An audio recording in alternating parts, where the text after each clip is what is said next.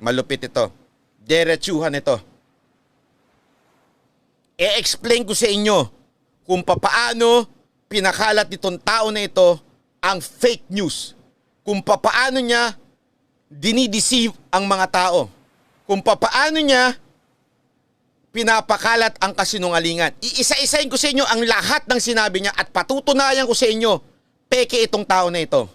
Okay? At pag hindi ito peke at pag nakaupo si Velasco, i-delete ko ang page ko. Yung Banat by page, FB. Pero, pag nakaupo si Velasco, pag nakaupo si Velasco, i-delete ko yung page ko. Pero pag hindi nakaupo si Velasco, i-delete mo yung page mo, TP. Ibig sabihin, sinungaling ka. O, ganyan ako magiging totoo sa inyo ngayon. Okay? Pag nakaupo si Velasco, I will delete my page. So, if I am lying at si Velasco maging speaker, tanggalin ko page ko. Pero pag hindi naging speaker si Velasco, tanggalin mo page mo. Oh, and I will be true to you. Isang halimbawa ng fake news niya. So anyhow, Velasco na ang bagong speaker. So anyhow, Velasco na ang bagong speaker. So anyhow, Velasco na ang bagong speaker. Ano daw? Velasco na ang bagong speaker. Kagabi niya yan sinabi, ha? Si Velasco na daw ang bagong speaker. Sino ngayon ang sinungaling? Meron daw siyang alam. Ang basihan niya dito, meron daw siyang bubuwit doon sa Malacanang sa meeting nila ni Velasco, Cayetano at si Pangulong Duterte. At napag-usapan daw doon, speaker na si Velasco. At sabi mo pa, narinig mo sa loob ng Malacanang na speaker na si Velasco? Yan ang unang kasinungalingan na fake news ni TP. Bakit ba kasi gustong-gusto mo matanggal si Cayetano at gusto mo si Velasco? Alam nyo ba kung bakit? Ano daw ang dahilan niya? Bakit gusto niya matanggal si Speaker Cayetano? Hindi dahil doon sa lagi niyang dinideny, hindi dahil doon sa ayaw siyang bigyan ng pwesto nung naging DFA yan. Diba? Sabi nga ng isang opisyal, di ko na lang papangalanan. Kaya nagalit yan kay Speaker Cayetano. Gusto niya kasing maging ASEC dyan sa DFA noon. Sabi ng isang opisyal dyan sa DFA noon. Hanggang ngayon, opisyal pa rin yan. Okay? Kaya lang nung panahon na sekretary si Cayetano, ang sinasabi nga muntik ako nang nabanggit. Sabi nga nung opisyal na yun, paano naman siya bibigyan ng ASEC doon sa position doon sa DFA? Kailangan na may criteria yung kasi foreign yan Meron yang hindi katulad doon sa mga ibang ASEC, walang requirement. Dito, since DFA may requirement yan. May mga parang diplomatic course or something ganyan. Ewan ko kung anong tawag mo doon. Kaya hindi siya pwede. Doon nagsimulang magalit yan. At saka dahil daw na late yung kanyang sahod. Sabi. Hindi niya alam. Remember, kapapasok pa lang ni Speaker Cayetano noon sa DFA. Talagang nalilate ang sahod. Di ba sinabi ko nga sa inyo, ilang buwan bago sumahod si Mocha sa OWA? 3 to 4 months, umabot ata bago siya sumahod.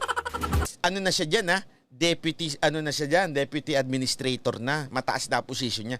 Delayed. Siya gusto niya agad-agad. Ngayon, tingnan natin. Ano pa ang second fake news nitong tao na ito? Papakita ko sa inyo ano daw dahilan kung bakit niya gusto si Velasco at ayaw niya si Cayetano. Ito, panoorin nyo. Hello. So ganito guys, nangyari. Eto si Lord, tsaka si Alan, tsaka si PRD nag-meeting daw. Tapos tapos upo si Lord, tanggal si Alan. Okay. Ang eksena, ang pinaka-misleading ko talaga sa pagpapatuloy wait lang, nag-e-echo daw. Yung maniglag yung Mindanao. Kasi nga guys, alam na natin for the longest time. Gusto nila humiwalay sa Pilipinas. Wait lang, ito, hindi na mag-echo yan. Paano mapapagbigyan ng Mindanao? Paano mo makukumbinsi sila na hindi humiwalay sa Pilipinas? Kung maneneglect mo sila lang Mindanao, paano mo makukumbinsi sila na hindi humiwalay sa Pilipinas? Ito na natin for the longest time. Gusto nila humiwalay sa Pilipinas. Paano mapapagbigyan ng Mindanao? Paano mo makukumbinsi sila na hindi humiwalay sa Pilipinas? kung maneneglect mo sila lalo na sa infra as public funding. Ay, sorry. So, ang problema, nung nakaupo si Alan, tinanggal niya si Ungab, yung taga-hugpong. Yung partido ni Sara, tinanggal niya sa APRO. Committee on Appropriation yon. Paano yun? Natanggal yung Davao sa picture. So anyway, natapos na yung drama na Lord Alan, nakaupo na si Alan. Actually, Alan din yung nakaupo. Alan din yung pangalan. Lord Alan Velasco. Okay. Diyan, 2 beses niya sinabi na nakaupo na si Velasco. Ulitin natin ha. Okay, ulitin natin para maklaro. At saka sinabi niya dahil daw kay Speaker Cayetano na neglect ang Mindanao. Ulitin natin ha para hindi magulo kasi kanina medyo Anyhow, Velasco na ang bagong speaker. Yan ha. Gusto po ko ipakilala. Anyhow, bagong speaker na daw si Velasco. Okay? Bagong speaker na daw, which is hindi totoo. Ipakilala kay TP, ang toy poodle. Ayan, Jajan. Sige, dito ka muna, TP. Ayan, tulog ka muna dyan, ha? So, ganyan guys. Baklang-bakla litong aso, eh. Hi kayo kay TP. Say ka hi sa kanila, ha? Naantok ko na ba? Ang daming itong Jajan. Hello. Hello. So, ganito guys. Nangyari, etong si Lord, tsaka si Alan, at tsaka si PRRD, nag-meeting-meeting daw. Tapos ayun, tapos, upo si Lord, tanggal si Alan. Pangalawang sinabi niya, naupo si Lord, tanggal si Alan. Sa pagpapatuloy ng speakership ni Alan, ayoko man neglect yung Mindanao. Kasi nga guys, alam na natin for the longest time, gusto nila humiwalay sa Pilipinas. Paano mapapagbigyan ng Mindanao? Paano mo makukumbinsi sila na hindi humiwalay sa Pilipinas kung maneneglect mo sila lalo na sa infra as public funding? So, ang problema, nung nakaupo si Alan, tinanggal niya si Ungab, yung taga-hugpong. Okay, sige. So, ito na yung pangalawang kasinungalingan niya. 3 beses niya na inulit dyan na si Velasco ay speaker na, which is false. Fake news. Pangalawang kasinungalingan, sinasabi niya, tinanggal daw ni Cayetano si Congressman Ungab, which is hugpong yung kay Sara Duterte na partido at yan ni taga Davao, which is kaya daw na-neglect ni Cayetano ang mga taga Mindanao. Yan ang packaging niya. Kaya ako gusto ayoko na si dahil kay Ungab tinanggal. Alam niyo naman, kaampi ko si Sara Duterte, ganyan-ganyan. Nakalimutan niyo na ba? Ito, papakita ko sa inyo. Si TP, paalala ko lang sa TP, sino ba ang pinalit kay Ungab? Sige nga. Ayan. Davao City Representative Ungab out as a House Appropriations Committee Chair. Basahin niyo yung article. Ang pumalit sa kanya ay si Representative ACT-CIS, Representative Eric Yap. Upon the approval by the full House of Domination made by Senior Deputy Major Leader Jesus Crispin Rimulya. Yap is an ally of Davao City Paulo Duterte. Tanong ko kayo, na-neglect ba? Ang ipinalit, si Yap. Kilala niyo si Yap. Ganon yan. Ganon yan ni Paulo Duterte. Sasabihin, gagamitin niya pa si Sara Duterte na dahil sa kay Ungab. Sandali, si Sara Duterte ngayon ay mayor. Hindi naman niya mababantayan yung congressman na yan. Mababantayan niya ba kung anong gagawin ni Ungab? Hindi. Mayor siya. Siyempre, iniintindi niyan Davao. Pero si Paulo Duterte, anak din ni Pangulong Duterte, ay mababantayan niya si Yap. Bakit? Close nila yan eh. Diba? Laging kasama si Yap. Hindi nyo napansin? So, anong ibig sabihin nun? Fake news na naman to si TP. Dadahilan niya pa yung Mindanao? Ngayon nga eh. Mamaya ipapakita ko ha. Tingnan nyo. Ito ha, pangalawa. Na bakit hindi nineglect ang Mindanao? Ito pa, tingnan nyo. Wait. Anyway, so yun yung pangalawang fake news nito ni TP. Ang linaw ho. Ang linaw-linaw. Niloloko niya yung mga tao at nag-feeling na magaling siya. Okay lang naman kung mag-feeling magaling ka. Problema yun kung maging mayabang ka. Kung natutuwa yung mga followers mo na maging mayabang ka. Okay lang. Wala sa akin problema yon. Ang ayoko lang, yung nagpapakalat ka ng fake news. Alam mo ba, ngayon, may nagtanong nga sa kanya dyan, sa speech nang yan na ang laki ng budget allocation sa Mindanao sa panahon ni Cayetano. At ang sagot niya, wala. Parang, hindi lang niya pinansin. Oh. Ngayon, eto, mismo, kaalyado, kakampi, kadikit ni Paulo Duterte, sasabihin mo, pinabayaan ng Mindanao. Oh, fake na fake, di ba? Ito pa. Oh, sige, baka akala niyo. Marami ito. Sa isang video niyang yan, apakarami niyang fake news. Oh, ito pa. Wait lang. Next, TP, anong position ni Lord towards the current admin? Well, mukhang mabango, naging speaker eh. Okay. Ano daw? Kaya daw naging speaker, okay? At position niya sa admin, sabihin yung, okay ba si Velasco sa administrasyon ni Pangulong Duterte? Oo daw, mukhang mabango. Bakit naging speaker? So ano ngayon, hindi siya naging speaker, mabaho pala. So ngayon, hindi siya naging speaker, mabaho pala si Velasco. Kasi yung Lord, tingnan nyo dito nabibilib yung mga tagahanga niya. Galing ng analyzation ni TP. So ngayon, hindi siya speaker, mabaho pala si Velasco sa administrasyon. Which is true.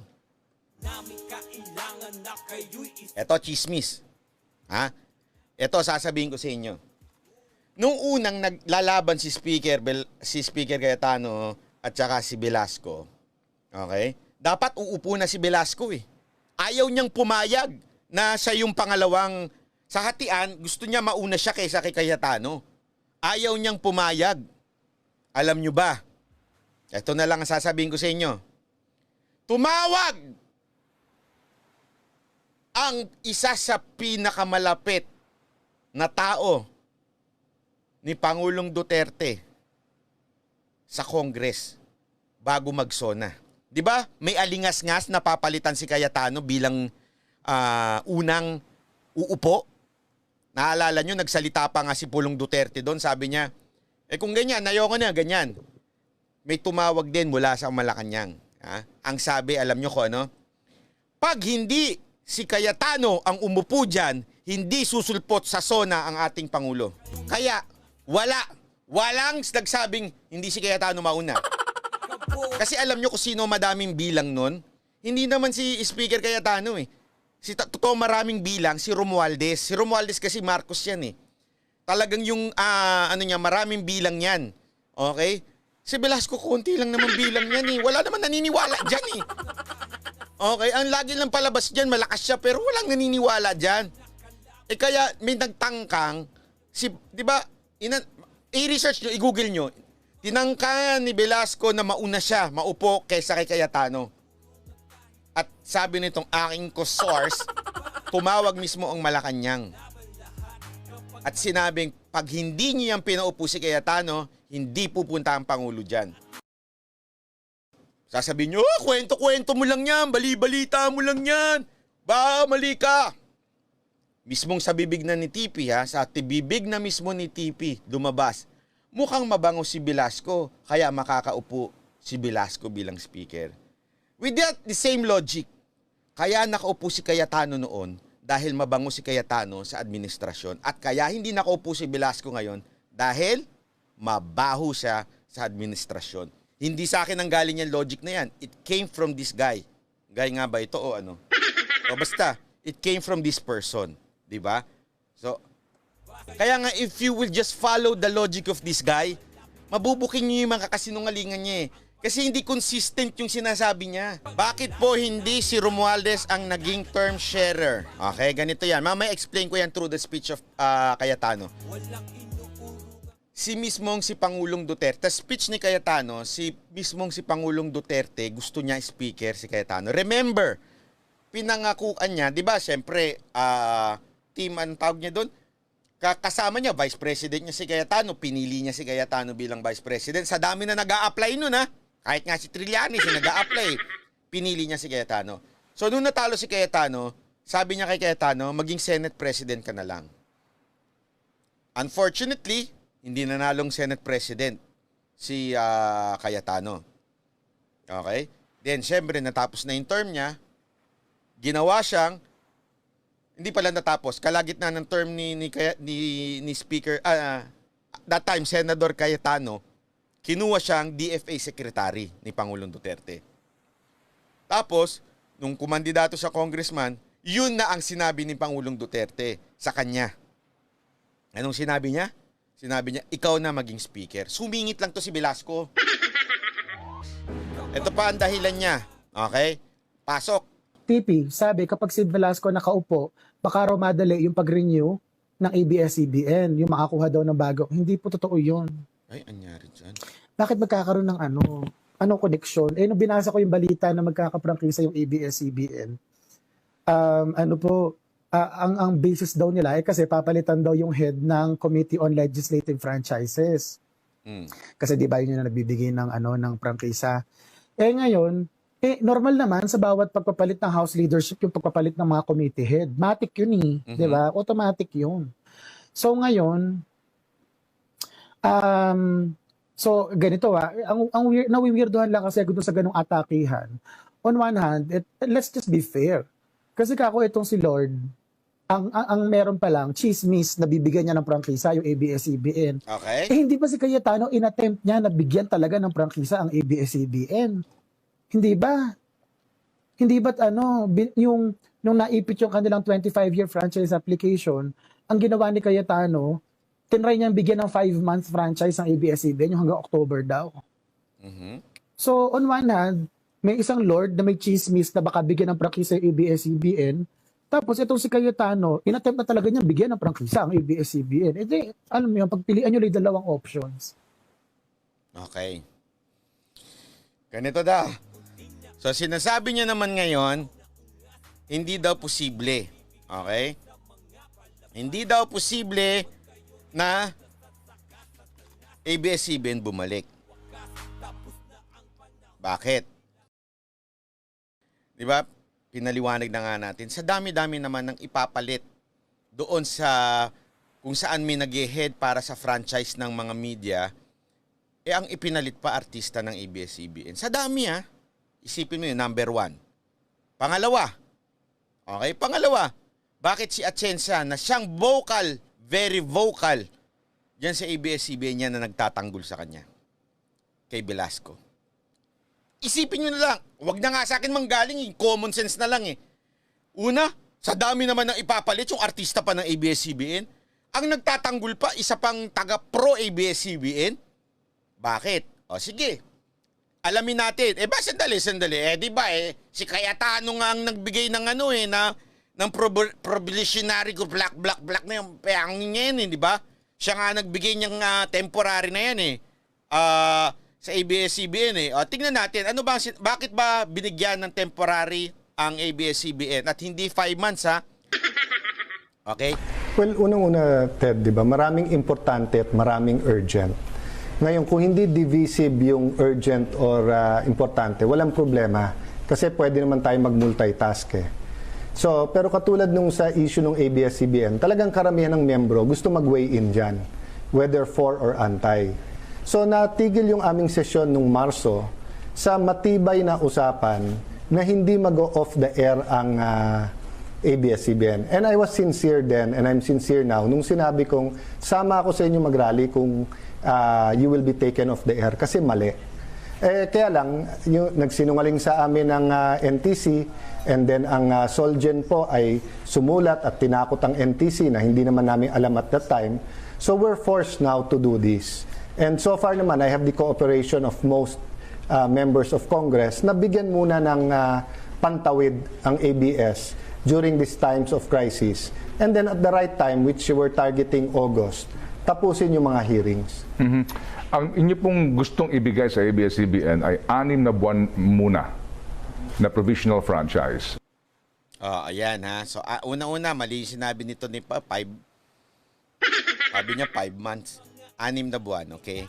Ganito, di ba, pinalilinaw. Kasi remember, at that time, pinipuwersa ho ang Congress noon na bakit hindi nyo paparinig? Bakit hindi nyo papakinggan yung left and right?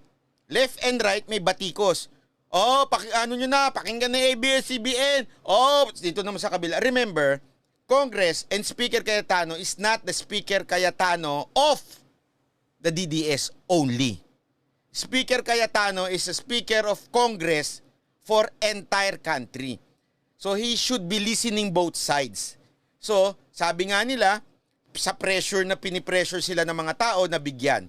At that time, tinamaan na ng lockdown. Ibig sabihin, nandiyan na yung pandemic. Para malinaw, dahil sa, yung dahilan niya, diniceive sila nung NTC na hindi isasara. Supposedly, ganito yan eh. Hindi muna namin kayo isasara. Okay? Antayin muna natin matapos itong mga pinag-uusapan tungkol sa pandemic, bayanihan, bla bla bla. Tuloy-tuloy muna kayo. Hindi muna namin kayo isasara. Tapos, pag-uusapan yan sa tamang panahon na. Sa October na, pagkatapos na matapos lahat, pati ng budget. Remember, may priority. Inuuna yung sa bayanihan, pangalawa do sa budget. Pag isiningit mo yung ABS-CBN, wala nang oras. Kaya nga sinabi ni Cayetano, okay lang, relax lang kayo mga taga-ABS-CBN, tuloy-tuloy yan. October, pag-uusapan natin kayo. Tapos na yung budget, tapos na lahat, kayo na ang pag-uusapan. Ano ginawa ng NTC? Na pinangako nilang hindi sila isasara. Pinatigil. No choice ngayon tong Congress. Bakit? Bakit no choice? Ang choice, ang ano kasi dito, at least maging patas sila sa ABS-CBN. Hindi naman po masama maging patas. At ngayon, pwede nating ipagmalaki na patas ang Congress sa ABS-CBN at lumabas na talagang siraulo mga taga-ABS-CBN. No? Siraulo yung kanilang management. Lumabas yun. At least patas. Kaya binigyan sila ng 6 months. Binigyan sila ng 6 months noon, tinapos muna lahat, tapos biglang binawi nga eh. Bakit binawi?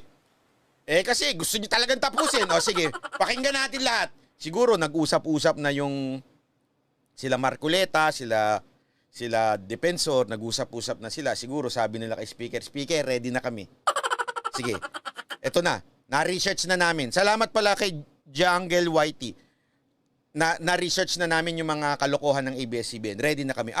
Ready na kayo. O sige, tanggalin na natin yung franchise. Usap na tayo. O, di ba? May reason kung bakit binigyan ni Cayetano ng temporary franchise ang ABS-CBN. Wrong. Cayetano should not do it. Opinion mo yan, Brad. Okay? Wala akong problema sa opinion mo. Pero para sabihin mo na kinampihan, eto sinasabi kasi ni TP, kinampihan ng ABS-CBN, hindi pwedeng ganun. Hindi niya kinampihan ang ABS-CBN, binigyan lang niya ng tsansa na hindi muna sila masara. Remember, pandemic yun at that time eh. It's so unfair na hindi mo, bigla mo na lang, kasi ginawa na NTC, sinara. Walang hearing, sinara. So ano mararamdaman ng mga tao doon? Ano ba namang klaseng gobyerno to? Hindi man lang kami pinagbigyan magsalita. Tapos bigla kami isasara? Sino sisisihin? Tanong ko kayo. Sino sisisihin at that time? Si Cayetano ba? Hindi. Si Pangulong Duterte sisisihin. Diktador ka, Pangulong Duterte. Hindi mo kami pinagbigyan, magsalita man lang. O, di ba? Kaya ang ginawa ni Speaker, andali.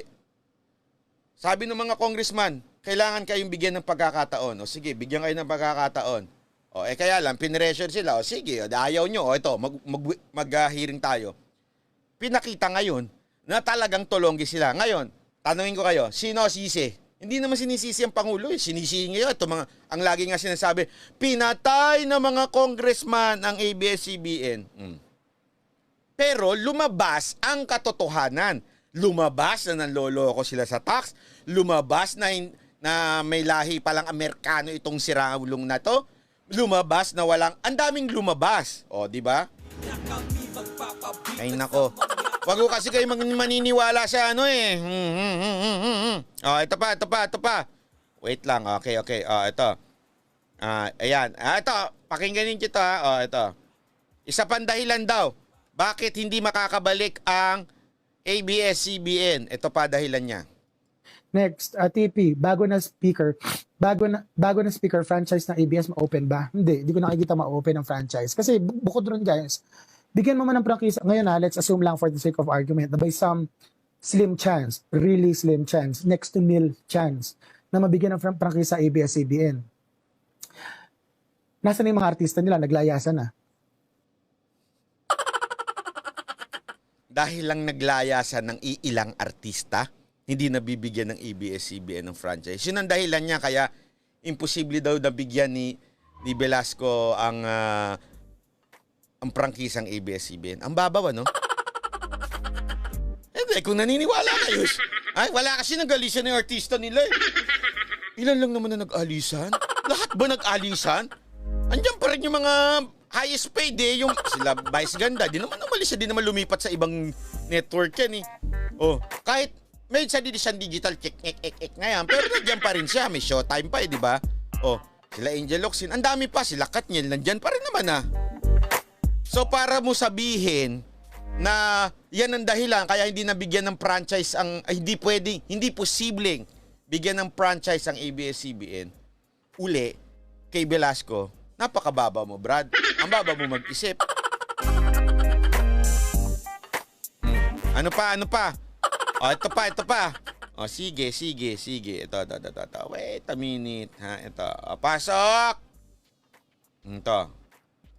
TP, di kaya ma-erode ang power structure kasi sabi APC has the number, sabi ni Hilergil ang pungol. Ganito lang, simpleng-simple lang yan, guys. Ang ang single biggest na issue sa House, budget allocation. While it's true that Congress decides kung magkano yung pupunta sa ganitong ahensya, kung magkano yung pupunta sa ganitong expenditure ng gobyerno, the fact of the matter is, ang magagawa lang nila, sabihin kung magkano yung pupunta saan. Pero hindi sila ang may hawak ng floodgates ng pera. Ang may hawak po ng pera ay DBM, Department of Budget and Management. So ibig sabihin, kung magmamaasim yung mga congressman na kontrahin si Pangulo sa gusto niya halimbawa na maging speaker si Lord Alan, sabihin lang ng DBM na iipitin namin yung pera, pasensyahan tayo. O kahit sabihin nyo 1 billion yung pupunta, 2 billion yung pupunta sa distrito ninyo, ano silbi niya kung hindi ilalabas ng DBM? Gets niyo? So gatekeeper yung DBM. So, kahit po yung numbers na yan, ay, isang blackmail lang sa Malacanang yan, tutuwad ang Congress.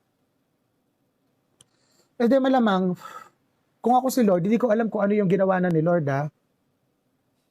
pero, kung ako si Lord, baka i-retain ko yung current power structure, may mga minor na changes, pero generally, yung mga nakaupo yung pa din. Basically, palitan ko lang si Cayetano, ako yung mauupo. O pwede na yun, medyo katanggap-tanggap na siguro yun sa mga congressman. Next po. Katanggap-tanggap na daw yun sa congressman. Nakita mo ba yung botohan kanina? Malinaw pa sa walang may gusto doon sa bata mo. At kaya ako sinasabi sa inyo to, para matuto kayo na mag-discern kung ang isang tao nagpapakalat ng fake news. Matuto kayo mag-discern kasi alam nyo, our greatest enemy, greatest, ibig sabihin great, okay? Our greatest enemy is not the dilawan. It's not the terrorists or the left. Our greatest enemy is ourselves. Yung kapasama natin na nagpapakalat ng mali at nagpapakalat ng fake news. Sa totoo lang, hindi harmful pag iba.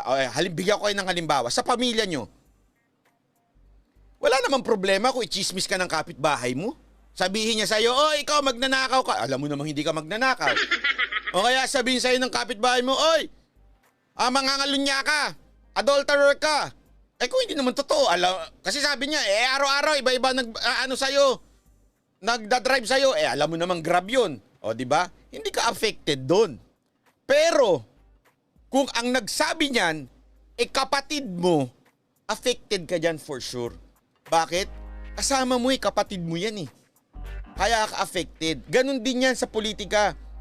Dito, itong mga dilawan, alam naman natin sinungaling yung mga dilawan, alam naman natin sira ang ulo yung mga yan, kung hindi bayad dyan, may topak. Yung mga kaliwang grupo, alam naman natin na talaga mga demonyo yung mga yan, pati yung mga aktivista, pati yung mga NPA, alam nating demonyo yan. Pero ang masama sa lahat ay yung Trojan horse. Ang masama sa lahat, yung kasama natin dito na kuno maka-Duterte, pero ang totoo may sariling interes. Mamaya papakita ko sa inyo bakit may sariling interes siya na. At kaya ako ito dinidiscuss, hindi para siraan yung tao. Para sabihin lang sa inyo, i-reveal sa inyo kung sino nagsasabi ng kasinungalingan. Dahil marami ng kasinungalingan ipinasa to na walang pumupuna. Alam nyo kung bakit? Magaling kasi to mukhang matalino. Walang pumupuna sa kanya kasi ang daming research. At pag nag-English, English talaga. Oh. Kaya lang hindi ko na matiis ang kasinungalingan nitong taong to. Kanina, maraming ni-reveal si Speaker Cayetano. Naisip nyo ba? Hindi nyo ba na lahat ng sinabi ni Speaker Cayetano kahapon, nasabi ko sa inyo? At magtataka kayo dito, sasabihin mo, baka naman hindi totoo yung sinasabi ni Cayetano kasi siyempre si Cayetano yan O di ba? Pero tandaan ninyo, ang sinasabi niya, it will be words, his words. At pag nagsabi ang Malacanang, handali, walang ganyan nangyari Ano sinasabi mo? Pangalawa. So hindi pwedeng magsinungaling si Cayetano. Bakit? Kung suplakin siya ng Malacanang, sabihin sa kanya, walang ganyan nangyari. Pangalawa, ang daming congressman na nandyan nung kasama sa meeting. Hindi lang si Cayetano, hindi lang si Velasco nandyan. Pag nagsabi yan ng sinungaling siya, sabit. O bakit wala nagsabing sinungaling siya? Pangalawa. Pangatlo, sumagot si Velasco. Ano sinabi ni Velasco? Sumagot ba siya na, sandali, Cayetano, mali ang sinasabi mo, hindi totoo yung mga pinag-usapan. Wala siyang sinabing ganyan. Wala. As in, wala siyang sinabing ganyan. Ang sinabi lang niya, naniniwala siya na dapat bumaba pa rin sa pwesto si Cayetano. Pero hindi niya pinasinungalingan ang sinabi ni Cayetano. Ibig sabihin, aminado siya na lahat ng pinag-usapan, sinabi ni Cayetano, talagang nangyari. Diba? Tatlong rason yun. Tatlong rason kung bakit totoo lahat ng sinabi ni Cayetano at wala. Okay? Number one, ulitin ko Number one, kung nagsinungaling si Cayetano, pwede siyang barahin ng Malacanang. Kasi bakit? Ginamit niya. Isipin nyo kinukot niya si Pangulong Duterte. Sinabi niya, ano sinabi niya? 4 na beses pinakiusapan ni Pangulong Duterte si Velasco para December na magpalit. Kung ikaw si Cayetano at magsisinungaling ka, kakayanin mo, sasabihin mo, sinabi ni Pangulong Duterte? Hindi mo gagawin yon. Bakit? Paano kung nag-speech si Pangulong Duterte at sinabi niyang wala ako sinabing ganyan? Ano sinasabi mo? May sinabi akong ganyan? Number one, so imposible na magsinungaling si Cayetano doon. Kasi he quote President Duterte himself. Pangalawa, maraming kasamang congressman diyan sa meeting na yan. Di ba may picture yan? Ni isa sa mga kasama na congressman ay walang nagsabing, sandali, wala namang usapang ganyan Saan mo inimbento mo yan? Walang nagganyang congressman. Kahit yung kasama ni Velasco. Sige. Pangalawa yun. Pangatlo, si Velasco mismo. Wala siyang sinabing walang ganyang nangyari. Ang sinasabi lang niya, naniniwala na siya na may gentleman's ay may ganyan-ganyan pa rin. Pinagpipilitan niya pa rin na gusto niyang pumasok na speaker. Di ba? So 3 yan. Kaya andun si Bongo para maging witness. Correct kayo. Sa tingin mo si Bongo hindi magsasalita? Sasabihin niya, walang sinasabi si Cayetano, walang sinasabi si Pangulong Duterte ganyan? Si Raulo ka ba Cayetano? So alam mo talaga na nagsasabi si Cayetano ng totoo. Panoorin niyo yung buong kwento niya. Pasok, speaker. Nalulungkot po ako na imbes na nakatutok po tayo at sumunod po sa usapan na Nobyembre ang palitan ng speakership, sa ilang araw nakalipas, nakatutok po sa issue ng speakership. At nalulungkot din po ako na ang ilan sa mga supporters ni Congressman Velasco ay nagte-text brigade ngayon na mag-log out kayo sa Zoom para hindi nyo mapakinggan ang speech ni Alan Peter Cayetano. Don't be afraid of words. We are here as members of Congress so that we can express principles, vision, the hearts and minds of our people. If my words can move you, then more so should you listen. If my words cannot move you, then more so you should also log on and listen. But really, it is up to you. I have always made it clear that I will abide by the wisdom of President Rodrigo Roa Duterte. I have prayed many times that the Lord use him, especially in significant decisions, not only for Congress, not only around the world, but in my personal life. The meeting last night was not only about the speakership, but it was also about matters of great national importance. The President clearly instructed I and Congressman Velasco, and to quote, Alan, ikaw na bahala bukas sa office mo mag-make ng announcement. But as usual, hindi marunong tumupad si Congressman Velasco. Nasa kotse pa lang ako, di ko pa nakakausap yung mga mahal ko sa buhay. Di ko pa nakakausap ang mahal ko mga kongresista na sa oposisyon man o administrasyon, nag-text brigade na may halong fake news. Di naman po ako nagulat doon sa Tribune. Kasi nabanggit ko na po sa ating Pangulo, Mr. President. Wait lang ha. Di ba kita nyo ang linaw? Kinote niya si Presidente. Alan, ikaw na ang magsabi bukas sa tao. Mag-reveal ng pinag-usapan natin. Ano ginawa ni Velasco? Kung hindi rin bastos talaga ito si Velasco, ano ginawa niya? Pinakalat niya na kaagad. At sino na unang magkalat? Pasok. Si Cong Velasco, ang PR niyan, si Willie Fernandez ng Tribune, umpisa pa lang ng SEA Games, ginugulo na ako niyan at kung ano-anong black propaganda. Natawa nga po ako sa sagot ni Congressman Velasco. Sabi niya, Mr. President, gusto ko nga paimbestigahan yung pisgok. So sabi ko, Mr. President, paimbestigahan niyo po dahil wala kayong makikita. At ngayon pa lang hinahamon ko si Congressman Velasco, paimbestigahan mo. Pag may nakakita kang anomalya, hindi lang ako magre-resign, ikulong mo ko. Pero pag wala kaming nakitang anomalya, ikaw mag-resign. But that is beside the point. I went into the meeting trusting the wisdom of the President. Just like in 2019, July, agreements were made again last night.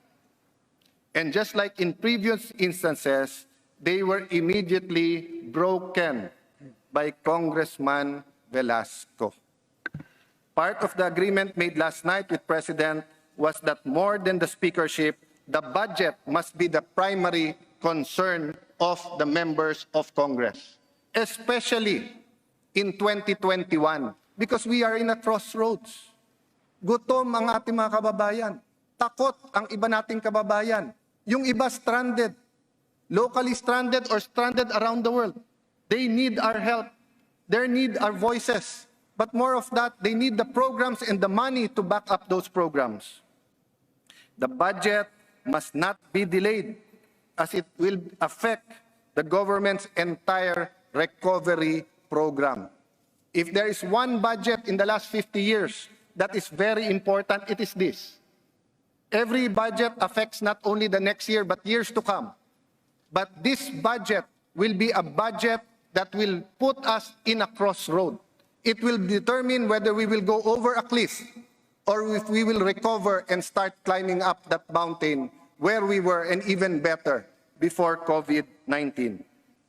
Because of this, the President repeatedly asked Congressman Velasco to move the term sharing agreement to December so that Congress may be able to finish the budget. Ang Pangulo pang nakiusap.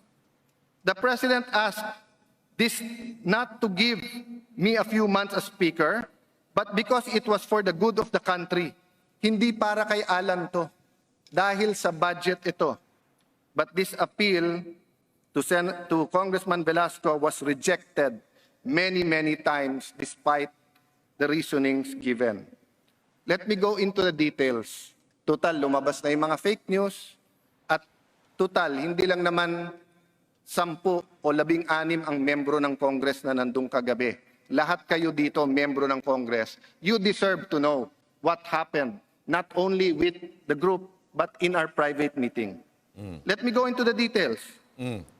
Full disclosure, pati sa publiko. Oh, yan na, yan When na. the President asked me to Share, give my share nyo, stand, share. I started out by the statement that saying, Sir President, kung naalala mo, September 29, 2015, pumunta akong Davao. Ang intention ko, maging Vice President mo. Pero pagkatapos mo magkwento sa isang paborito mo na napakasimpleng restaurant, naniwala ako sa iyo. Kaya sabi ko, Mr. President, kung tatakbo ka, I will support you. If you get me as your Vice President, good. If not, I will still support you. If you get another Vice President, I will still support you. As a politician, that was a mistake. But as a Christian, naniwala ako eh. So I reminded him, Mr. President, from that time on, I told you I will respect your wisdom. Sinabi mo diyan ka sa Senado, mag-Senate President ka, hindi ko nakuha. Sabi niya, tulungan mo pa rin ako. Tinulungan ko. Sabi Tingnan mo ha, si Pangulong Duterte pa nagsabi sa kanya mag-Senate President siya. niya, diyan ka sa DFA. O kung hindi totoo yan, edi good luck sa kanya, di ba? O, di ba? Lumipat ako sa DFA. Masaya na po kami sa DFA. Tahimik ang buhay. Peace. World peace. Napakaganda po ng trabaho na inaabot mo ang counterparts mo around the world. Yung nakakalungkot lang po sa DFA, yung OFWs, pag nakita mo talaga ang mga problema nila. No? That's another matter. But when we talk and he said, go for the speakership, hindi na po ako nagtanong. After po the campaign, nung Naintindihan niyo? Masaya na siya bilang sekretary ng DFA. Okay? Pero sino nagsabi sa kanya, go for the speakership? Si Presidente Duterte. Kung lie to, abay susuplakin to. Pusta ko sa inyo eh. Sa tingin nyo, pababayaan ni Presidente Duterte na ginagamit yung pangalan niya? Ibig sabihin, inutusan siya mismo ni Pangulong Duterte, you resign bilang sekretary ng DFA, tapos mag-congressman ka, maging speaker ka. Yan, galing mismo kay Pangulo. sinabi niyang, Alan, pwede bang term sharing? Hindi ko sinabing, Mr. President, wala tayong usapan na ganun. Sabi ko, Mr. President, ano bang gusto mo? But si Congressman Velasco kept on saying, hindi, dapat ako lang. Hindi, dapat term sharing. Dapat una ko. Kung una siya, 2015, okay lang. If he's a good negotiator, much better than me, no problem. But I continued to tell the President, you are my leader. Congress will be independent, but I will follow your lead. Hindi siguro aksidente na nagpatawag ka ng meeting September 29, 2020. Reminder sa akin na ikaw ang leader. At walang magaling na leader kung walang magaling na follower. And I don't mind calling myself a follower. Because I will not grow as a leader unless I also know how to follow. So I told him, Mr. President, hindi po ako ang problema. Again, I am not the problem. Under the Constitution, Congressman Velasco has to have the vote of the majority of the members of Congress. I told the President, I will honor the agreement. Tignan niyo po lahat ng interview ko. Never ko po sinabi na hindi ko i-honor. Ang salita ko parate, kung ano sabihin ni Presidente, susunod ako. Tanong niyo po kay Majority Leader, the Honorable Martin Romualdez. Nung nag-usap kami, lahat sila, yes sir. Ako, sinabi ko, Mr. President, I will follow you. Sa inyo na, payag ka ba sa agreement? No, Mr. President, I will follow you. Pinaalala ko kay Congressman Velasco, a few days before we saw the President, nag-agree tayo sa Davao. Kung sino mapili ni Presidente, walang term sharing. Wala pang 5 oras, nag-agree kami. Hindi ko nasasabihin kung na sino nandun sa meeting na yon, but nandun si Martin. Wala pang 5 oras, nagte-text na sa amin yung nag-broker nung deal eh. Sorry, may umayaw na naman. So I have never had the reputation of not following my word. So having said that, I told the President that I asked Congressman Velasco to be my senior deputy speaker. A position that does not exist. But since we have never experienced term sharing in advance, and since it will be very awkward for me to work as speaker and awkward for him to be the next, mag-join forces na tayo. I talked to him and several people close to him. Budget, sabay na nating gawin. Committee assignments, sabay na nating gawin. Ano po sinabi ni Congressman Velasco? Bahala na si Dong at saka si Johnny, referring to our two honorable deputy speakers. I worked with them. Lugi daw ang PDP. Ginawan po natin ng paraan. 3 ang kanilang CA. Kawawa daw HNP. Pero may HNP ngayon na nasa HRET. They deserve daw more deputy speakers. Dinagdagan natin. So I think we had a great start together. Except siya. This was a suggestion of Congressman Jack Duavit because he's a longtime friend. We don't look at each other as politicians. We don't look at political parties. We've known each other for some time. And Kunyari. his wife and my wife are friends. So sabi sa akin ni Jack, Alan, total ikaw naman ang pangalawa. Second, ano ka. This was before the speakership fight. Pwede ba wala nang palitan ng chairmanship? Sabi ko, Jack, I will agree with you na wala nang palitan ng chairmanship mag-usap. But I disagree with you na una si Lord. Hindi yun ang usapan. But yun ang pinagkakalat ni Lord na usapan. So yesterday, when Congressman Jack Duavit brought up the support of NPC to the President, Jack was the witness. I reiterated, lahat naman kami, Mr. President, supportado ka. Di ba? All the parties here. So having said that, pinaliwanag ko sa ating Pangulo, Mr. President, hindi niya Si Duavit, okay? Linawin ko. Si Congressman Duavit, yan lang ang yan yung sinasabi ko sa inyo kahapon, di ba? Kasama ni Velasco na nagsalita. Okay? Nagsalita lang siya at hindi niya sinabing, I support Velasco. Kasama na niya yan, ha? Hindi siya sinabing, I support Velasco. Wala. Ang sinabi lang nung Duavit, we sa NPC support you, Mr. President. So talagang napahiya talaga si Velasco doon. Isipin mo, ha, lahat ng kasamang congressman na nandun, sinabi nila, we want, sir, Mr. President, we want Speaker Cayetano to continue. Okay? Ang sabi naman mo, hindi umimik si Presidente doon. Ngayon, yung kasama ni Velasco nagsalita, si Duavit, Congressman Duavit. Alam mo, sabi lang niya, ha? Nandyan si Duavit, pwede niya sabihin, hindi, yun ang sinabi ko, ha? Kaibigan ni Duavit, close peer na dyan ni Velasco. Ang sabi lang ni Duavit, sir, Mr. President, ang aming partido ay suportado kayo. Hindi niya sinabi na, Mr. President, gusto namin si Velasco maging speaker. Kaya sabi ko, kawawa naman to si Velasco. Pasok. Tuloy natin. tinanggap eh. Gusto daw niya energy. Sabi ko, bakit energy? Ay! Sabi niya, kasi Energy ang pinili ni Velasco. yun talaga advocacy niya. Ito, Pero sabi pakinggan niya sa akin, Powercom ang gusto ko. Sabi ko, no problem. Powercom and senior deputy. Yan ang binibigay sa Tinuro kanya. ako ni Congressman Velasco. Mr. President, inoffer niya. Pero gusto ko dalawa, hindi niya binigay eh. Hindi ko po binigay kasi sabi ko sa kanya, magiging speaker ka, bad example naman na deputy speaker ka na, may chairmanship ka pa. Di ba? Sabi ko, Kapal what mo will kain, happen no? in the next Congress and the Congress after that? Natutulig sana nga tayo na napakaraming officers eh. Dadagdagan mo pa ng ganon. Tapos siya yung umangal. Mr. President, hindi naman niya akong ginawang partner. He alienated me. Sabi ko, how did I alienate you? You did not give my committee the right powers. Sabi ko, pare, meron korporasyon na may utang ng almost 100 billion, 89 billion pesos. Korporasyon, For 89 billion, ha? years kang chairman ng Energy Committee. Hindi mo inimbestigahan? 4 years siyang Energy Committee head. Okay? Bakit? Kasi nung 17 Congress, sabihin yon 3 years before, 2016, congressman na si Velasco. Okay? So 4 years, inupuan niya yung 89 billion na yan. I-research nyo kung ano yan. Kaya niya pinili talaga yung Committee of Energy. Kasi ang San Miguel, meron po yan power plant or something. Di ko alam. Basta, ang ano niya, nasa power. Hindi lang ho ang San Miguel. Tandaan niyo, San Miguel is a corporation. San Miguel is not just beer. Okay? Kaya nga sila gumagawa din ng mga tulay-tulay, airport, korporasyon sila. 4 na taon, inupuan ni Velasco yan.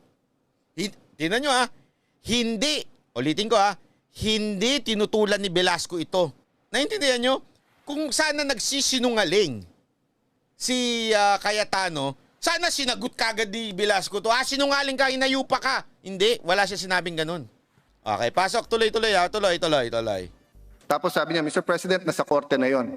So sabi ko, kita mo, Mr. President, dinidepensahan niya na walang hearing. Kami nag-hearing. Lumabas sa hearing na ang korte ay bawal magbigay ng TRO. So sabi ko, ano pang angal mo? Mr. Chairman, yung dapat ako nag-hearing sa Meralco, etc., ibinigay sa mga kakampi ni Cayetano. Sabi ko, boss, tignan mo po yung record. Naunang mag-hearing yung iba. Ang rule sa Congress, kung sino nauna at jurisdiction niya, magpapatuloy sana. So I asked him, Lord, hindi ba yung opisina ko bukas sa lahat? Ang sagot niya, siyempre may kailangan sila sa iyo, kaya nandun sila lahat sa opisina mo. Sabi ko, Lord, hindi naman yun ang pinag-uusapan. Ang point ko, bukas ang opisina ko, ba't hindi mo ako tinawagan, hindi mo ako pinuntahan? May problema ka pala, nag-offer ako sa iyo eh. So in-explain ko sa kanya, Lord, you know why I offered that to you? So that magaan na yung transition natin. Because ayoko rin na yung 21 months after, may kaaway ako. Ayoko maggantihan tayo. I want a better transition. We have to learn from history. So, sabi ko, Mr. President, hindi ko nakasalanan na si Congressman Velasco chose na wag maging present, na wag dumating sa mga napakahalagang mga events ng Congress, katulad sa Batangas. Nung naghihirap ang ating mga kababayan dahil sa pagputok ng taal, marami po nag-alala sa kanilang personal safety. Pero dahil nadama nila ang problema ng ating kababayan, sumugod pa rin sila sa Batangas. So sabi ko, it's not my choice. It was his choice not to go there. Naalala niyo yun, mga congressman nagpunta sa Batangas? It was his choice na sa Bayanihan 1 and 2, hindi siya active. Bayanihan 1 and 2, hindi siya active. Tingnan mo iniisa-isa niya kung saan siya hindi active. It was his choice na ipasa na lang kay Congressman, kay Deputy Speakers Dong at Johnny, yung committees at hindi na siya makipag-usap sa isa-isa. It was his choice na wag Tingnan niyo, hindi niya kinakausap isa-isa yung mga Talagang sabi ko, ano to? Tamad pala ito. makialam sa mga tax measures na kailangan ng ating bansa. It was his choice to be quiet. Ano ba talagang stand niya sa ABS-CBN? Ano ba talagang stand niya sa anti-terrorism? Mr. President, ayoko lang makialam kay Alan. Sabi ko, boss, wala naman tong... It's not about me. So anyway, dahil hindi narinig ang kanyang stand sa mga usapin pampubliko, sabi ko, Mr. President, ang problema, maraming mga kongresista nagsasabing question mark ang kanyang speakership. Hindi po personal. Sabi ko, maraming kaibigan si Congressman Velasco dito. In fact, dalawa sa nagsalita sa harap ni Presidente, sabi nila, kung tutusin, mas close sila kay Velasco. But they testified about our good ratings, about kung paano pagpapatakbo ng Kongreso, and how they want their own legacy. Some of the people here di ba? Sinabi ko na sa inyo yan kapon, yung mga congressman na kakampi niya. Pinuri pa yung pamamalakad ni Cayetano. Isipin nyo, kakampi yan ni Velasco. Kung sabihin yan, sandali, walang ganyan Kalokohan, walang ganyan nangyari sa Malacanang Ibig sabihin, talaga nagsasabi ng totoo to si Cayetano kung anong nangyari sa loob ng Malacanang. testified that before their children said, Tay, ano ang congressman? Tay, bakit House of Representatives? Tay, bakit mabango ang Senado, kayo hindi? So Congressman Abu, maiyak-iyak at sinabi, Mr. President, if you want a legacy, third term na ako. Ngayon ko lang naranasan na mataas ang tingin, hindi lang sa kongresista, kundi sa Kongreso. Yes, my dear colleagues, mataas ang tingin sa inyo, sa inyong lugar. They look up to you Tama. But they look down on Congress. Yes, as a That's whole. why we worked hard together. Ito di ba, hindi nyo napansin?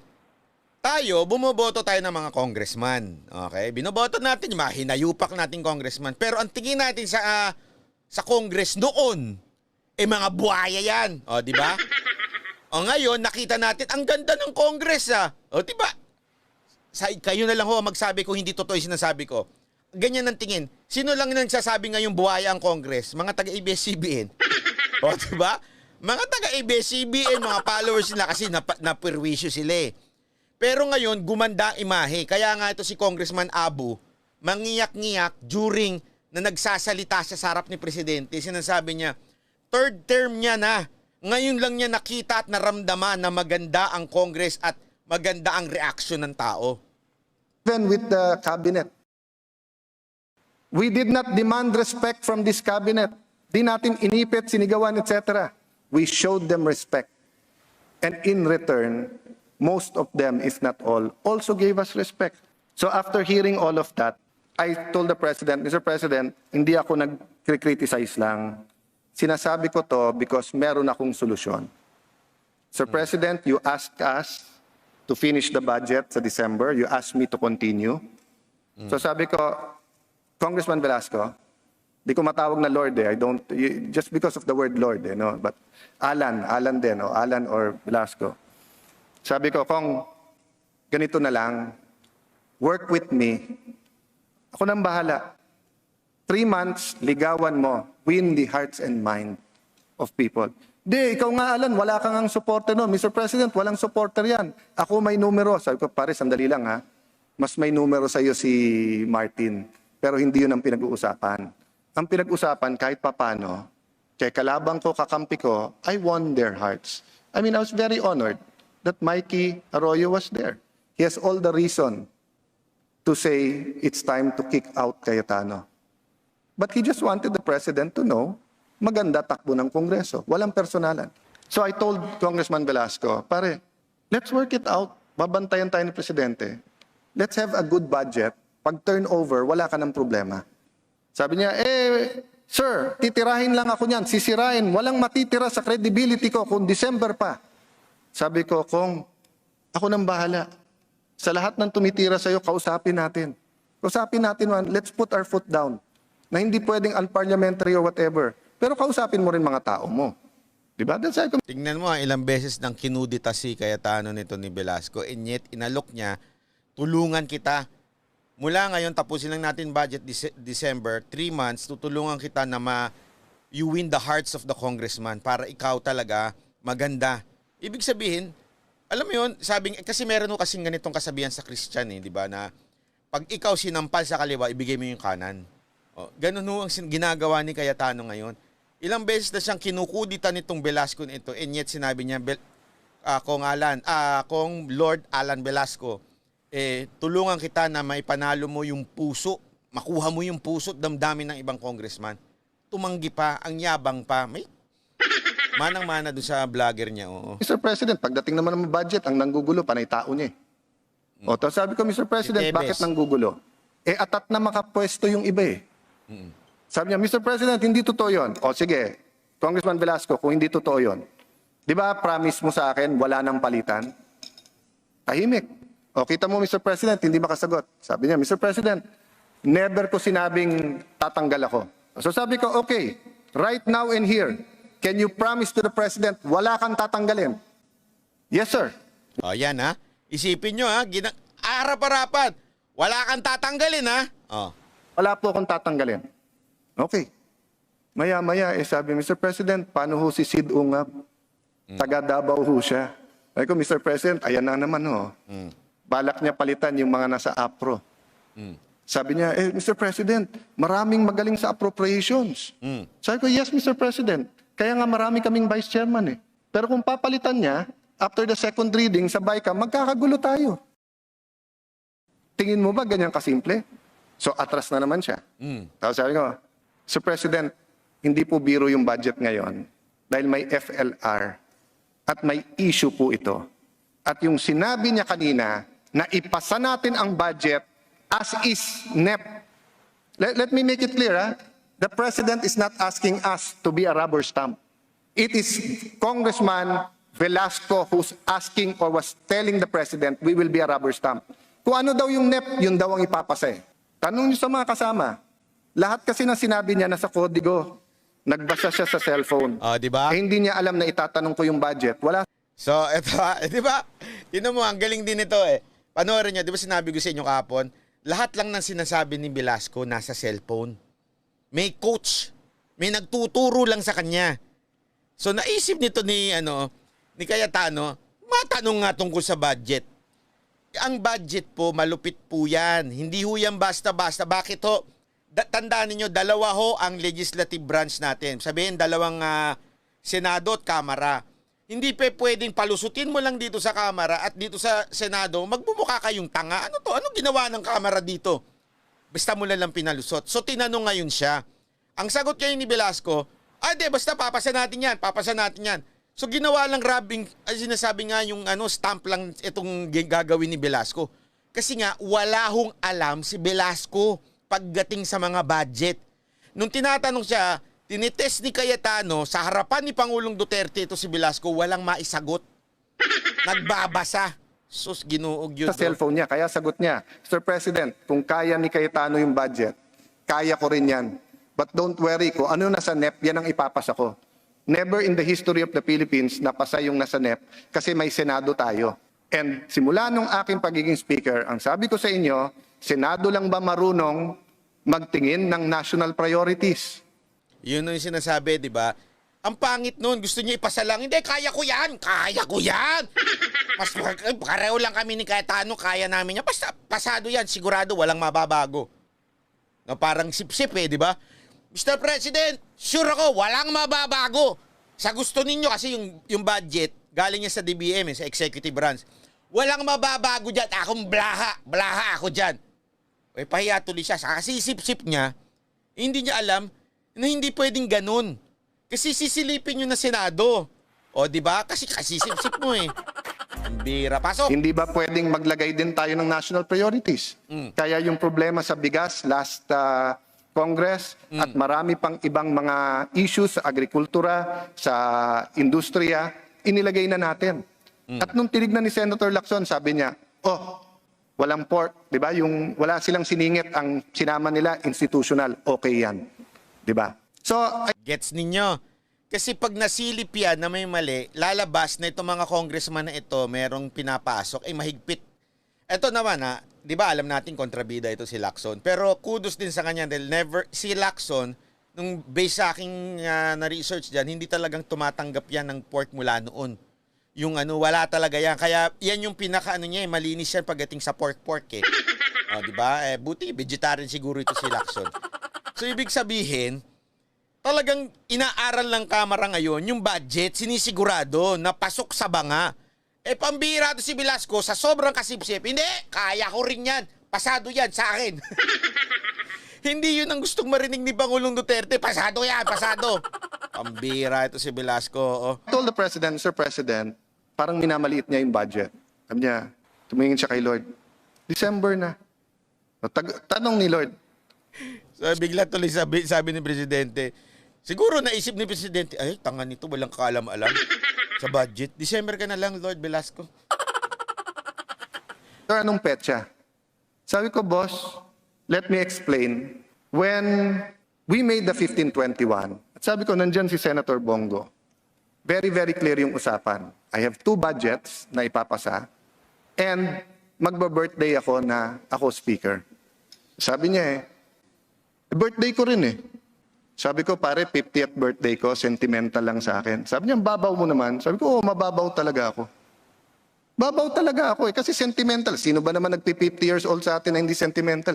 Sabi ko, pare, ang dami mo pa birthday, bata mo pa Pero sabi ko, hindi yun ang pinag-uusapan. Binilangan ako. 1521, sabi ko, boss, wala pang speaker nung June. Sabi ko, pare-pareho naman tayong abogado. Di ba, alam naman ng abogado magbilang. August, kasi last week of July, di ba? August, September, October, November, December. January, February, March, April, May. June, July, August, September, October. Okay, sabi ko, boss, October. Last year, boss, late October ang break.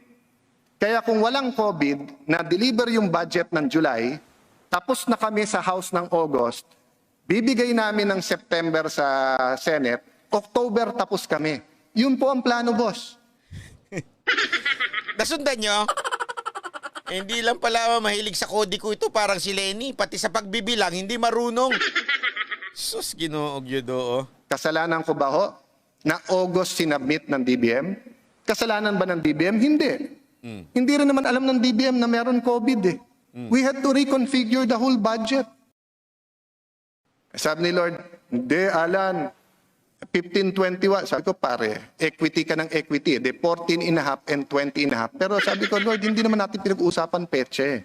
It's not about you and me, it's about the budget. No, Mr. President, dapat nga September 30 na ako eh.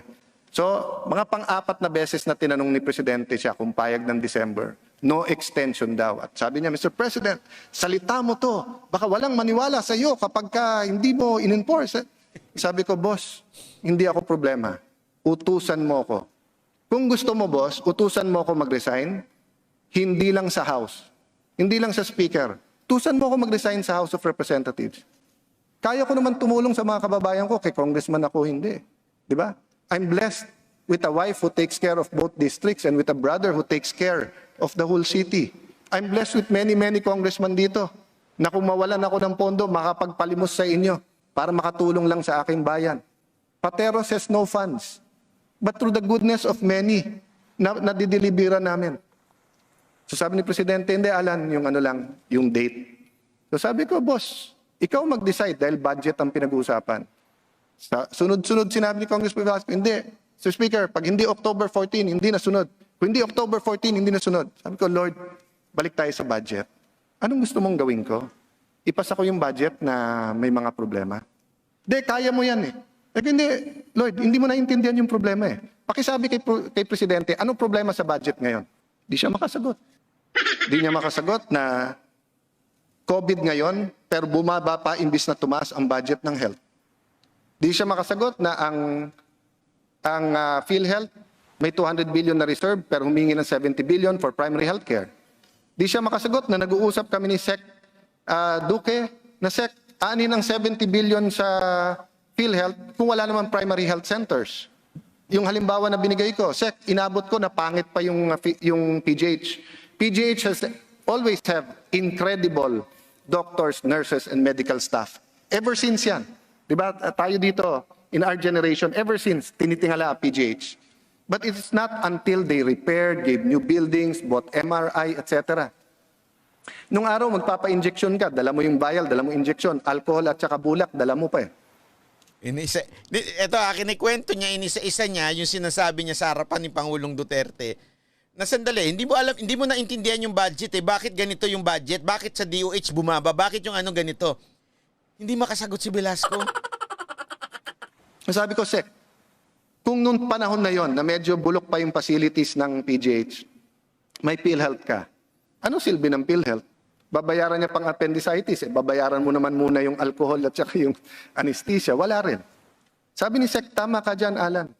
So sabi ko, pwede ba tayo mag-small group? Ayan, kalusugan party list, tinuro ko si Mike.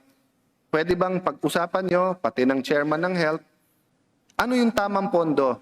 Bigay mo sa akin anong mga lugar sa Pilipinas ang walang primary health center at ibigay mo sa akin ang configuration ng ospital with the perimeter para alam ko kung saan wala, doon tayo mag-usap.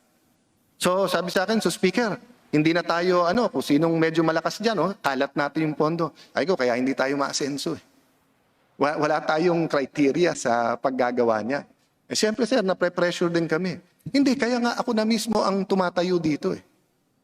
Hindi rin alam ni Congressman Velasco na kung mangyari ulit at God forbid that something like Yolanda happens again, it will take the military 28 days with the present crop of C-130s to deliver the medicine and goods for 50,000 people. 50,000 people. Eh, ilan ba cities around the country ngayon? 100,000 tao. 28 days. Sabi ko, ano kailangan nyo? 4 na C-130, sir, pero kinat sa budget. Pag 4 na C-130J, yung bago, ay binili, gaano kabilis? Sir, 1 day, madideliver namin for 50,000. So I called the Secretary of National Defense and the Security Cluster, nag-meeting kami. Sir, di namin kayang buo. Speaker, 15% lang, makaka-order na tayo. I talked to the Coast Guard. Sir, archipelago tayo. Maraming bansa, mga isla, walang pagka binagyo yan, walang kuryente, patay na. Ano solusyon, sir? Wag problema. Magaling po yung bagong admiral ng Coast Guard. Sir, 2 billion lang dito sa Pilipinas gagawin. Floating hospital. Again, 15% lang kailangan, 300 million. So, sabi ko, Mr. President, marami tayong problema. Ang daling sabihin yun ang kailangan, saan mo kukunin? Not all of the secretaries agree with each other. The Senate and the House don't always agree with each other. Pero ang sagot to ni Congressman Velasco, hindi, basta't October 14 kami na bahala. So sabi ko, ganito, Mr. President. Nagets nyo? Ang haba-haba nung sinasabi ni Speaker Cayetano, ito problema natin sa budget, ito. Ang sagot ni Velasco, hindi, basta okay na yan, kami nang bahala October 14. Hindi niya may paliwanag. Kasi remember, the president concern is not the speaker only, kung sino ba magiging speaker. Ang concern ni Presidente Duterte, ngayong pandemic, maayos at maipasa yung budget at ma-deliberate na maganda yung budget. Bakit? Kasi may pandemic tayong dinadaanan. So, in-explain Speaker Cayetano, ganito ang nangyayari sa budget, sir, ganito. Ang sagot ni Velasco, hindi, basta October 14, kaya namin yan.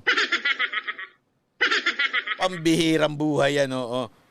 October 14, kung yan ang desisyon nyo. Sabi niya, hindi, Alan, ikaw magdesisyon. Then sabi ko, Mr. President, kayo presidente, mas alam niyo yung problema eh. Pero sabihin mo, ako susunod. Sabi niya, October 14. Sabi, Mr. President, I will resign on October 14. Let me clarify, Mr. President. He needs to get the votes. So tumingin lang siya. Gumaganon si Presidente. Sabi ko, Mr. President, let me explain. Under the Constitution, you need a majority of all members to be elected Speaker. So I can step aside. But I cannot guarantee he will be elected. In fact, I will make a fearless forecast. Hindi siya mananalo.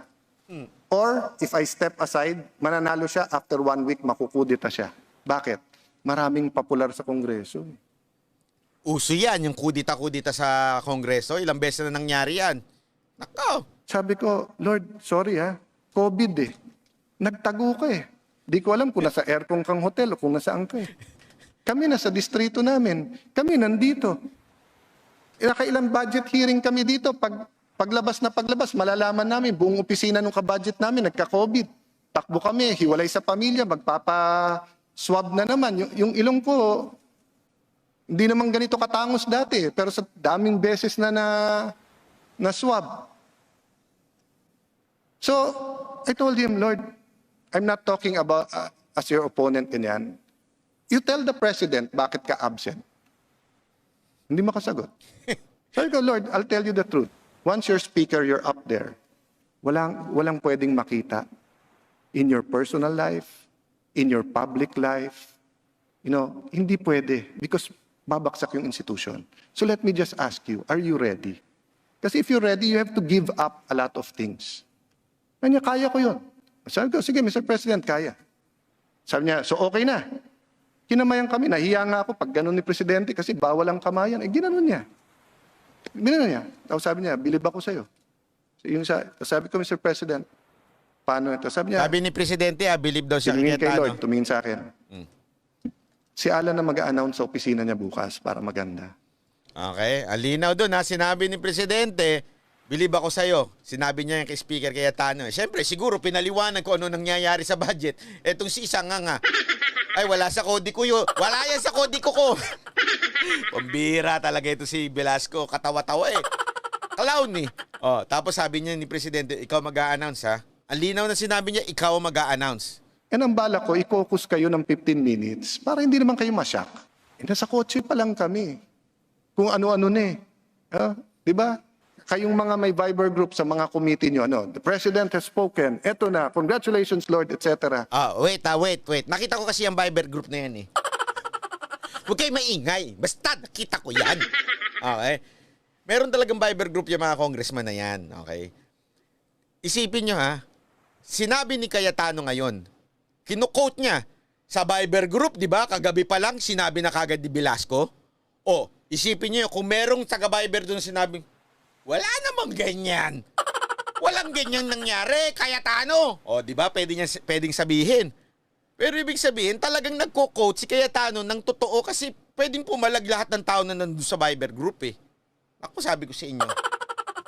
Huwag kayong mahiya sa akin, mahiya naman kayo sa mga kasama nyo. Isang pamilya lang tayo dito eh. Let it be between me and Congressman Velasco. Kung may problema kaming dalawa lang yun. Why involve yourselves? Why hurt other members of Congress? Ganyan ba gusto nyo? Yan ba tinuro ko sa inyo? When I became speaker, I could have chosen 170 members at buhusan sila ng pondo. I could have played politics in this hall. Share na, malapit tayo 7,000. I commanded quite a big amount of resources. Ginawa ko ba yon? Pwede ko itambak sa distrito ko yon. Ginawa ko ba yon? Sabi ng party list, kawawa naman kami. Para kaming senador, ang laki ng aming mga lugar. O hindi ba gumawa tayo ng paraan? Ilang bilyon yon? Namili ba ako? Doon sa inyong mga party list na minumura ako patalikod? Doon sa inyong mga party list na tuwing makita si Lord, kahit ako pa speaker, the next speaker na tawag? Hindi ah. You got equal as the others. I did not have favorites here. The left. Mga kasama ko sa progresibong sektor ng ating... We disagree. But have you ever felt that I discriminate among my children here in Congress? Hindi. Sa Liberal Party, sa opposition. Why? Because I knew once we start drawing the lines, there's no turning back. Yan yung sinasabi ni Speaker. Yung lagi ko sinasabi sa inyo, the Speaker cannot be just Speaker of one party. Kailangan, hindi yan katulad ng ako, Presidente, katulad ni Pangulong Duterte, lahat ganito kailangan. Hindi sa pagiging congressman, bilang speaker ka, you have to listen to everyone. You have to treat them pantay-pantay. Kasi hindi kayo, malaki ako, may kapangyarihan ako. Hindi ganun ang usapan dyan. Fairness. Kaya nga tuwang-tuwa yung mga congressman eh. For the first time, ibig sabihin for the first time nangyari yan. Pasok. Pero ang problema sa ilan sa inyo na sumusuporta kay Lord, sa sobrang atat na makaupo natin, you want to marginalize. Sige, subukan nyo. Bilog ang mundo eh. This is my 4th time back here. This is my 4th time back here. Alam nyo, isa sa pinakamatindi kong debate. Sandali, kwento ko muna. Si chismis ko lang sa inyo. Kapag kalaman ko, uli sa bubuit kong congressman, ang ginagawa kasi nito ni Velasco ngayon, di umano, sabi nitong aking bubuit, ang ginagawa niya, as in tinetreten na yung mga, hindi tinetreten na, may gagawin tinetreten na, minamarkahan na, sorry, wrong word, not threaten, minamarkahan niya na yung mga congressman na pumapanig kay Cayetano. Kaya inaano niya, kaya nalalaman tuloy ng mga ibang mga congressman, kaya sila lalong naiinis. Pasok. Ito yung sinasabi ni Cayetano na, wag dapat ganon kasi bilog ang mundo.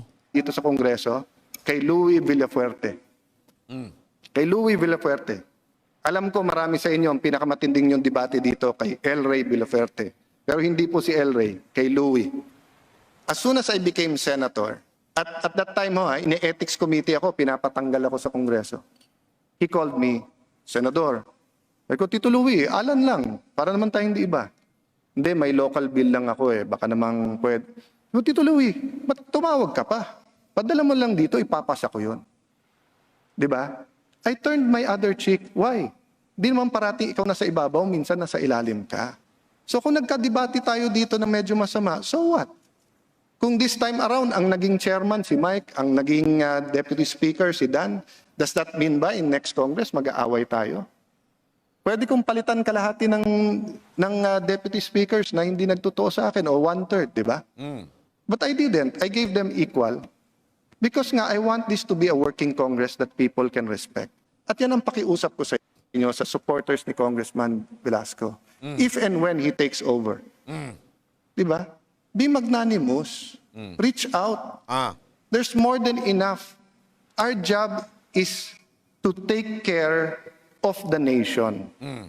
The difference sa Senado is that the Senate looks nationally, we look by districts, local. And I've told you, there's nothing wrong with being parochial. Hindi ko tinatanggap na sa senador pupunta scholarship ng buong probinsya. Kay Mikey ang lalapit, pambiling bag. O katulad ngayon, na wala silang tablet o wala silang 1.5 para sa free internet. Walang maliit na problema sa congressman. Kaya tayo may budget hearing. Kasi minsan hindi naiintindihan ng mga sekretary na appointed from the top or ng technocrats yung on the ground. Minsan, ang ganda ng plano, distribution ng SAP, ganito. 1 week, 2 weeks, kaya yan. 3 buwan, wala pa. It's difficult. That's why we are here, and we need each other. The House usually comes together as one. So, in all of this turmoil, huwag tayong magkasakitan. In the end, tayo-tayo din ang magtutulungan eh. Like, ako, most of my career, I was in the opposition. But I had so many friends who reached out and said that, Alan, I don't care kung administrasyon ka o oposisyon. What I care about is may prinsipyo ka. Rafael And I Luna, want to salamat. help you. Di ba? Si Mike was one of my first mentors sa Congress. Sa Shangri-La EDSA Plaza, nag-meeting kami. Tinuturuan niya ako, wag kang pala absent. Mag-appear ka. Maraming natatalo kasi nakakalimutan. Pero kahit hindi ka mag-absent, wag ka mawawala sa distrito. Hindi porke congressman ka, masarap na buhay mo. Ako, Alan, tanda mo, Mike, yung kwento mo. Sabi ko, Mike, paano yun? Hindi naman ako nakatira sa subdivision. Tinuruan mo rin ako doon. Sabi mo, hindi, may kotse ka lang doon. Pag-gising mo sa umaga, may nakapilang tao, pasakayin mo sa kotse, dalhin mo sa opisina mo para pamilya mo may privacy.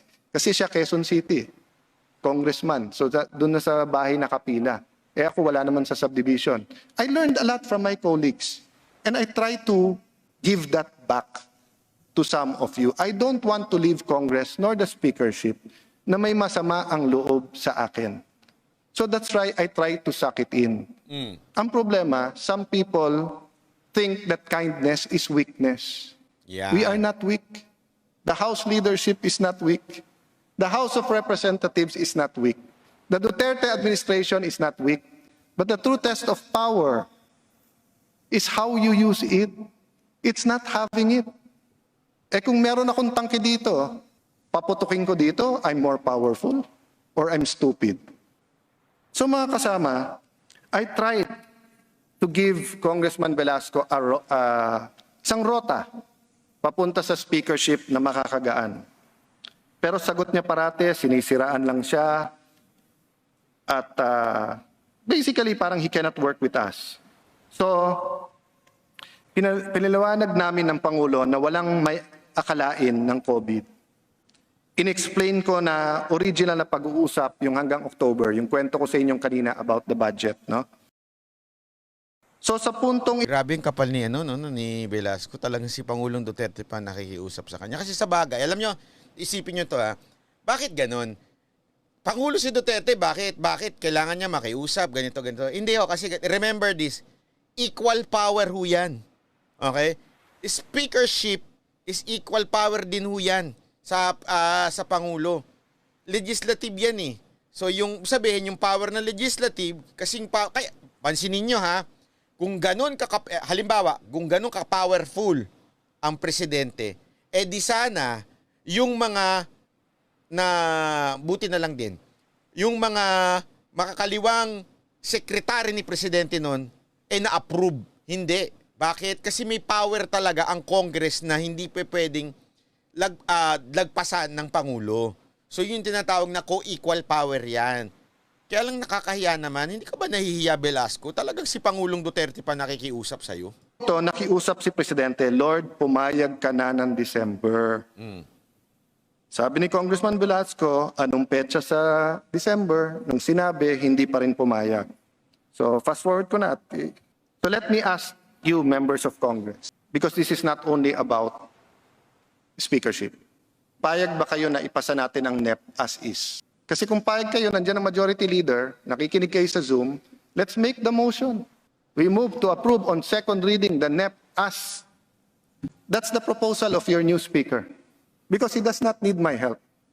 Does not need the help of Eric Yap. He does not need the help of El Rey Villafuerte. He does not need the help of the more than 20 vice chairman we have. Kaya daw niyang ipasa. Nag-last attempt ang ating Pangulo. Sabi niya, pag pwede kang pumayag, wala namang may ano. Sabi ko, pare, for the country na lang, dahil sa COVID. Sagot ni Congressman Velasco, Sir President, sa Amerika nga, nag-eleksyon eh. Alam mo yun, sa totoo lang, muntik akong mahulog sa upuan eh. Sabi ko, Kong, nagrarayot sa Amerika. Pinakamataas ang COVID sa Amerika. Gusto mo maging parang Amerika tayo sa ngayon? So since nag-eleksyon daw doon, pwede. Sabi ko, Mr. President, maganda ang direksyon ng House. Tingnan, si Velasco parang troll lang magdahilan yung logic niya. Ba't sa Amerika nga ganito, pwede nag-eleksyon. Bakit ganon dito sa atin hindi pwede? So gusto mo itulad nga tayo doon sa mga Amerika? Hindi, yung mga kababayan sa Amerika wag magagalit ha. Pero totoo naman di ba? Kita mo nga, grabe ang dami ng may COVID dyan. Gusto yung ganung klase? But the House can continue the direction without me. Huwag nyo lang gagalawin yung present format at direction. Di ba? It's true na dapat hindi ka magpalit ng kapitan sa gitna ng laban o ng general. But it's also true that may co-pilot ka naman eh. It's also true naman na basta tama direction at may GPS ka naman, pwede namang iba eh. I am not indispensable. You can make me leave anytime. Inassure ko si Kong Velasco na walang gulo na mangyayari sa sinasabi niya. Believe me, Mr. President.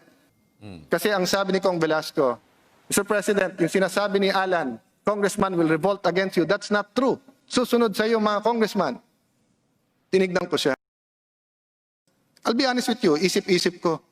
1 month before the election, punong-puno pa bahay mo ng ng Grace po eh. 'Di ba? Ayan na. Alam naman natin yung role ng pamilya nila. Ayan na. So, ang kadikit, okay? I-research nyo rin kasi malalaman ninyo, hindi naman talaga dikit yan si Velasco eh. Yang Velasco na yan, ang kadikit niyan, partido ni Grace po. At tingnan nyo kung sino sumusuporta kay Grace po. Makikita nyo yung connection yan eh. Velasco, Grace po, at saka si Oligarch.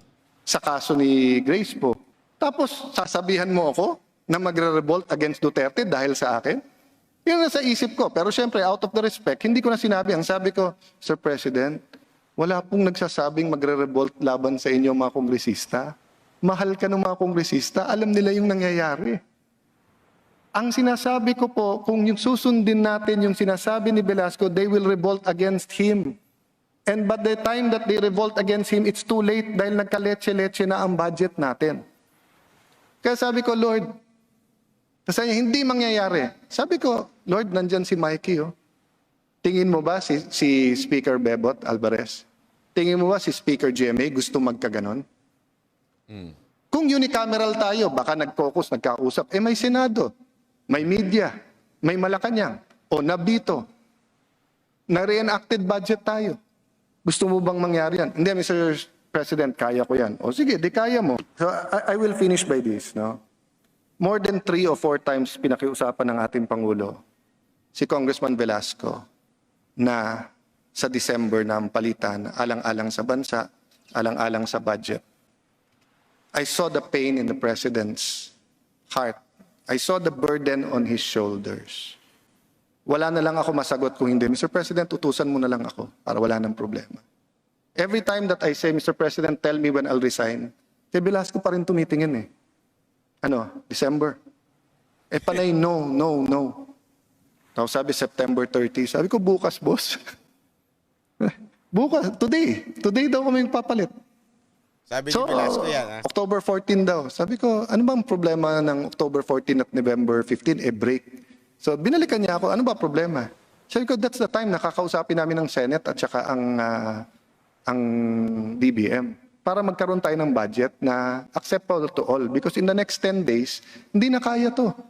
So, ang pinaka-concern ni Speaker Cayetano, yung budget maipasa na maayos. Kaya nga, October 14, ay sinasabi nyo, baka pwede kahit November na para matapos na lang namin tong budget na ito. Yun ang Bakit ba concern si Velasco sa budget? Napaka isipin mo si Pangulong Duterte na nakikiusap. Pwede ba?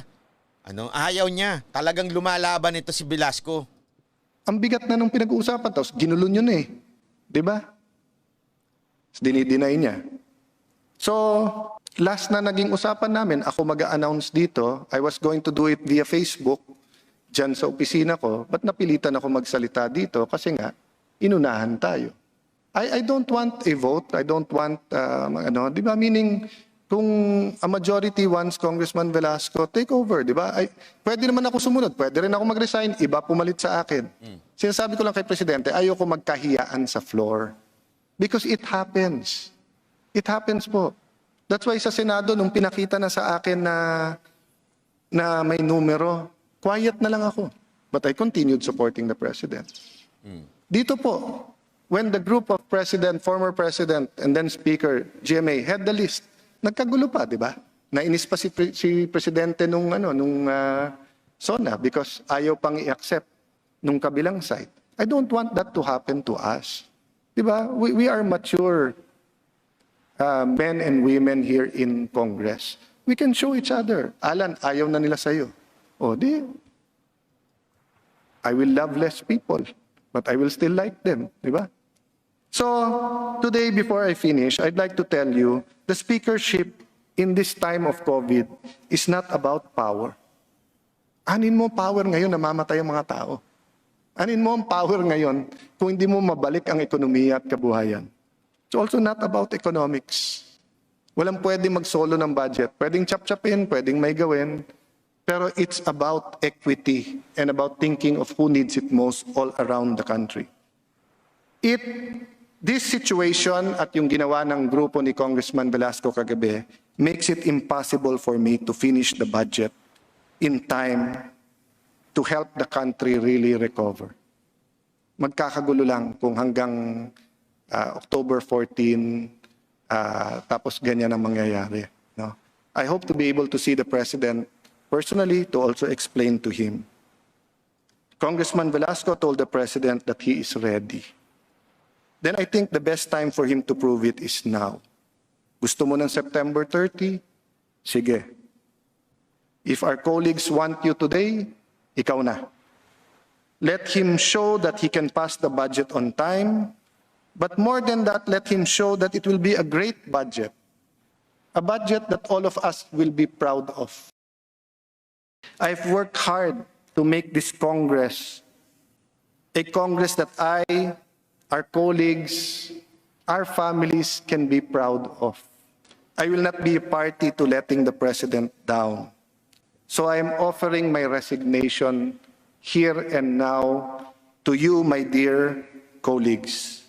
My fate and the fate of the 2021 budget and the fate of the leadership of the House is in your hands. Please, don't vote on party lines. Don't accept or deny because of positions or what the President may say, what I might think. Bumoto kayo sa akin o hindi, tanggapin nyo man o hindi, you are my friends and colleagues. We will have to struggle together. So in the end, in your conscience, you have to decide what kind of budget and who will lead you to that budget. And if you say it's neither me nor Cong Velasco, I have a couple of names. Pero personally na lang yung tanong sa akin because this is a house, the 18th Congress, that has transformed from the House of Representatives to the House of the People. And I am proud of it. God bless the Philippine Congress. Salamat po sa inyong lahat.